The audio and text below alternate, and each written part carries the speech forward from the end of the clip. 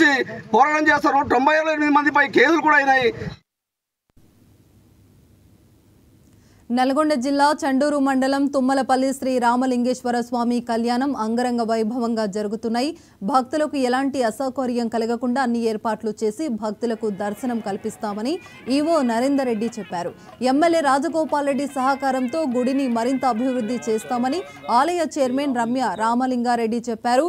ఈ తెల్లవారుజామున స్వామివారి కళ్యాణానికి ఆనవాయితీగా పుల్లెల గ్రామస్తులు ఒడిబియ్యం తెచ్చారు. ఇక కళ్యాణోత్సవానికి చుట్టుపక్కల గ్రామాల ప్రజలు భక్తులు తండోపతండాలుగా తరలివచ్చారు. ఈ కార్యక్రమంలో ఆలయ EO Narender Reddy, chairman Ramya Ramalingareddy, committee సభ్యులు, గాంధీ విద్యా సంస్థల చైర్మన్ కోడి శ్రీనివాసులు, మాజీ సర్పంచ్లు, మాజీ ఎంపీటీసీలు పాల్గొన్నారు. బ్రహ్మోత్సవంలో భాగంగా శ్రీ రామలింగేశ్వర దేవస్థానం తుమ్మలపల్లి నందు ఈరోజు స్వామివారి యొక్క కళ్యాణము అత్యంత వైభవంగా నిర్వహించడం జరిగింది. ఈ యొక్క కళ్యాణంలో అధిక సంఖ్యలో ఈ యొక్క చండూరే కాకుండా చుట్టుపక్కల అన్ని మండలాల నుంచి అధిక సంఖ్యలో భక్తులు పాల్గొనడం జరిగింది.